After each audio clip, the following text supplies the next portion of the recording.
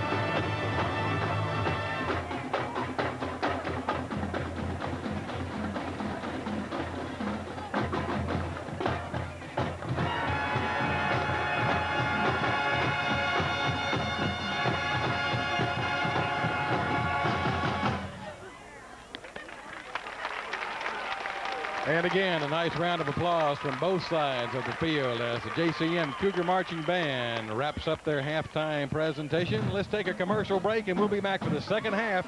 Stay with us.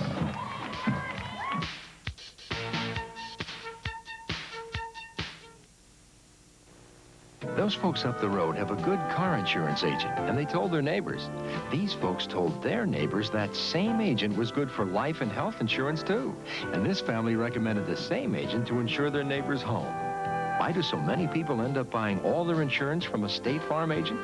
Ask a neighbor. State Farm is there. For all your insurance needs, call Ron Darby at 668-1505. Whatever the season, whatever the weather, look to Motor Parts in Bering for the antifreeze coolant protection you can count on. Prestone, everyday low priced at $5.47 a gallon. Xerox, pick up a gallon at Motor Parts for only $3.95. Parts Master, everyday low priced at $3.85 a gallon. Year-round protection with peace of mind confidence you can count on. From West Tennessee's parts leader, Motor Parts and Bearing, with 5 Jackson area locations to better serve you. Now, Mr. Wallach, is it true that Wallach Music Company has been the Golden Circle's leading band instrument store with band director approved instruments for over 50 years? Yes. And isn't it true that Wallach Music Company is the only factory authorized instrument repair facility in West Tennessee? I suppose it is. And can you deny the fact that only Wallach Music Company carries a complete line of books and accessories for the beginning band student? And you can come in now and reserve your instrument for fall. Ladies and gentlemen of the jury, how do you find the defendant? Guilty! Back at the TR White Sportsplex as we're just about ready to get the second half underway. Mike Singleton, Jimmy Duke up on top.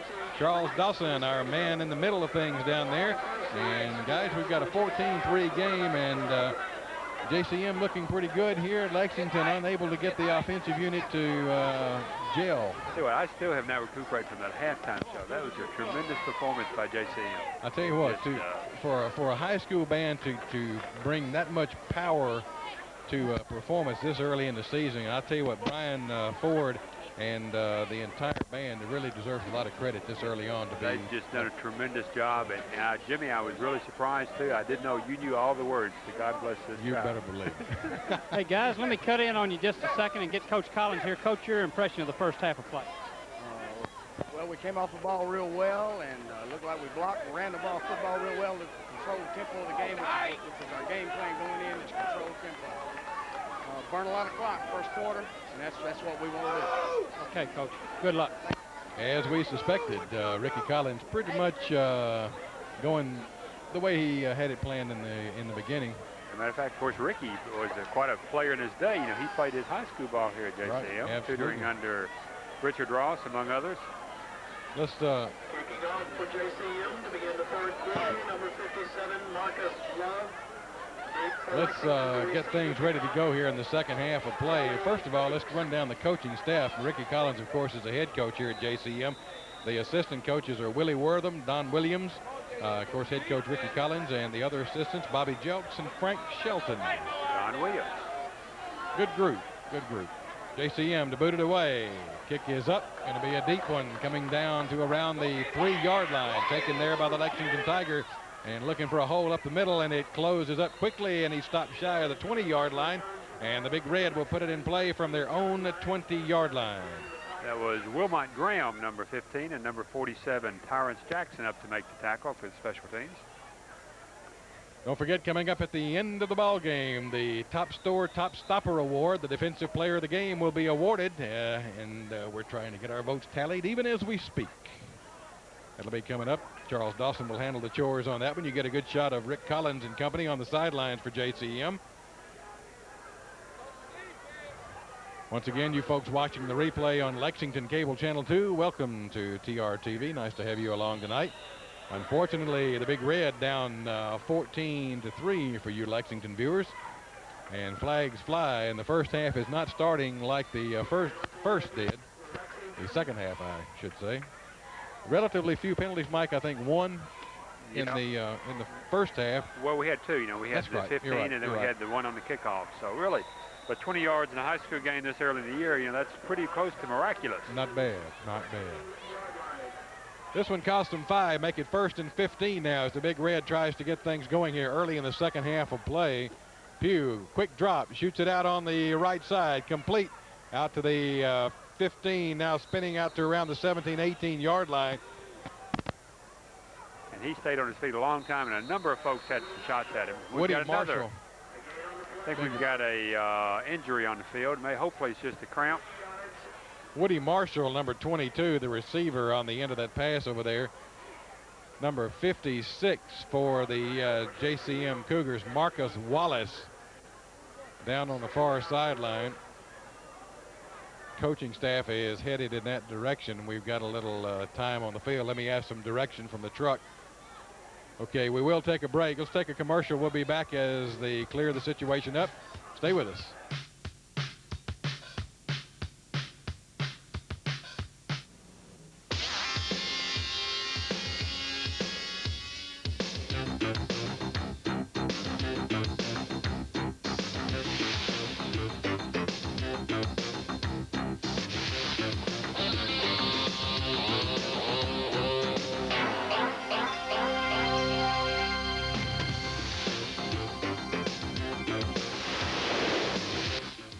New Wave Electronics, the pros to know in audio and video. At Baker's Drug Store and Northgate Discount Pharmacy, your health and well-being is our most important concern. When your doctor gives you a prescription, it's our goal to fill that prescription economically and accurately. Pharmacist Mark Harville at Northgate, Dave Tanner at Baker's Downtown, and owner Ashley Tanner keep computerized records, bill insurance claims, and furnish tax records. For citywide delivery, call Baker's Downtown. For area-wide delivery, call Northgate Pharmacy next to Northside. The health of your family is our main concern. Back at T.R. White as they help the injured player off the far side. Again, that's the defensive end, Marcus Wallace, 210-pounder. And looks like, what, Mike, maybe the left leg, ankle maybe? I believe was what it was, and we'd hoped it was a cramp, but appears to be a little more serious, but we hope he'll be back next week. Gain of 3 yards on the previous play. Make it 2nd down and 12 now for the Lexington Tigers as they rack it up at about the, 16, 17-yard line. Deep in their own territory to start the second half of play. They trail this one 14-3. Pugh again sets the offensive unit. Straight drop, looks to throw, got time.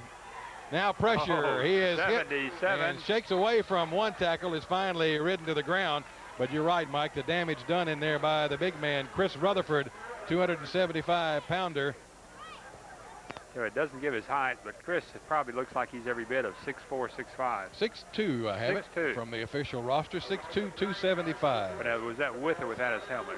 That's without. Okay, okay. Well, or if he wants it with, it's with. That's true. Another big loss for the JCM defensive unit, about a 9-yard loss, as a matter of fact. Call it 3rd down and 21, and Lexington literally with their back to the wall. Pugh again, they're going to give it off on the draw play. Big hole over the right side. Now it closes up and hammered him down as he crossed the 10 out to maybe the 11-yard line. And Lexington will have to boot this one away. I don't think they expected to make the first down on that draw, but they sure wanted a little more running room for kicking on that thing. There's a good shot of some of the JCM cheerleaders on the sideline over there. I think Lexington's right. I think the things and plays they were running the first half didn't work, and they've got to open up a little bit more the second half, but that's not exactly what I'm sure Coach Stowe had in mind. Not exactly. You can count on that. Back deep in punt coverage for JCM is 5, Wayne Woodard. This punt is going to be knocked up in the air short. Hits at the 30, takes a Lexington bounce, is rolling around, and will be killed right about the 34-yard line. And JCM with outstanding field position here for their first possession of the second half. Oh, yeah, and the way they were moving the ball there at the end, I think we're probably looking at a score here. Second half of play just underway. 9:20 left here in the third quarter play. The Cougars on top of this one, 14-3 over the Tigers of Lexington High School. JCM brings him to the line now with David Bryant at quarterback. Keith Spann split in to the top of the screen. Bryant gives it off the house. Oh, big hole there. Big hole up the middle. Straight ahead he goes across the 30 down to around the 28-yard line goes Alvin House. Of course, you know, we're right here on the vantage point of the ball, looking right down the line of scrimmage, and that left-hand defensive side of the line for Lexington was moved back 4 or 5 yards in the initial charge. You know, I looked, following him with the binoculars, he got the handoff, and there was no hole because there was no line there. Exactly. Let's give some credit to the guys in the trenches. The JCM offensive starting line is Montreal Moore, the center, Quentin Love and Chris Rutherford on the left side, and Marcus Love and Juan Brooks on the right side of that offensive set. 2nd and 4, give him a gain of 6. Over the left side, still on his feet and still rambling for first down yardage, and down near the 20-yard line go the JCM Cougars. Montague Hayes with the football. A good pickup, probably what, 7, 8 yards on that one. Good play. JCM's offensive line is pretty much dominating that line of scrimmage. And again, you heard Coach Collins say in the interview right before the second half began that they're pretty well doing what they want to do. They're burning up some clock, and they're keeping possession, the time of possession on the JCM side of the board. Make it 1st and 10 from the 22-yard line. Give it off again, and the ball is on the ground. Looks like Lexington might have come up with it. We'll wait for an official call. They're still wrestling on the bottom. We don't know who has it yet. Lexington says we've got it. No, they're signaling down. JCM's going to retain it. Coming up out of the bottom of the pile looks like number 40 for JCM. That is Anthony Hicks. And apparently, let's take a look at it, see if we can tell. It looked like right there that it squirted loose and a Lexington man had it, but apparently Anthony had other ideas. Well, no doubt Anthony was the strongest one in the bottom of the pile on that one. For sure. Cougars maintain possession, call it 2nd down and 9. Span again to the top of the screen, split receiver to the left. Bryant, quick drop, got problems, wants to throw, has it slip out of his hands and dived on. I think Lexington may have it this time. They do. Lexington's ball. The Lexington Tigers have come up with it. It is squirted out of his hand, Mike, just as he started back to try to unload that one. And I'm sure David Bryant wishes he had tucked that one in. Yeah, there was a breakdown in blocking assignments there because he came through untouched to harass David on that pass. But you're right, that one you tuck it away. Tough break as the Cougars turn it over. Let's see it. Watch him, 83. No, here he is over here, untouched. And loose ball. And JCM unable to come up with this one. The Tigers with a good advantage now. Mark it at the 28-yard line. Lexington back with the football. 2 receivers split to the top. They keep it on the ground right side. Big hole and out to around the 30-yard line. Make it the 35-yard line. Anthony Hicks there with the tackle. Ball carrier Chad Reeves for the Big Red Tigers of Lexington High School. Jimmy, I've got Marcus Wallace. All right, what you got? They said he has a sprained ankle, but they're taping it, and they said that possibly he could come back in this ball game maybe in the 4th quarter. They said they want to sit him out the rest of this quarter, but possibility Marcus will come back. All right, thank you so much, Charles, and we'll keep an eye on him as the game goes on. They keep it on the ground, tried to cut back against the seam, might have gotten a yard or two out to around the 35-yard line. Cedric White, number 84, that took his feet out from under him. I think that fumble has given Lexington a little renewed energy. Could very well be. It's a good momentum switcher. Telly Flakes, the ball carrier that time for Lexington. 3rd down and 3. Ball marked just shy of the 35-yard line.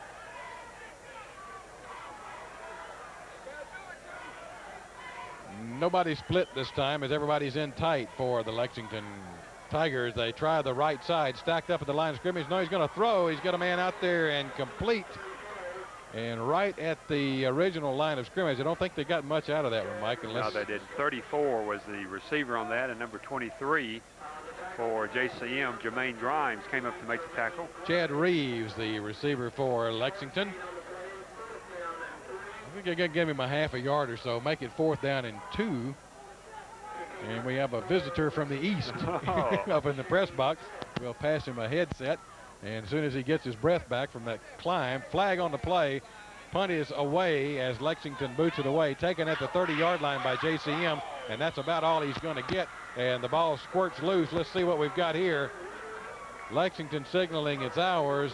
Nothing from the officials yet. Got a flag back at the original line of scrimmage. We'll check that one out for you also. JCM coaching staff is signaling Cougars ball. Lexington thinks they own the pigskin, so we'll have to sort this one out for you. I wonder if we had that on replay.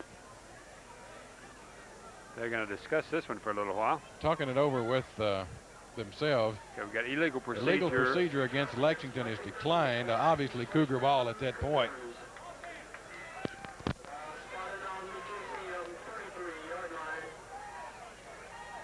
.449 left in the 3rd quarter of play as the Cougars will take over at their own 33-yard line after the Lexington punt.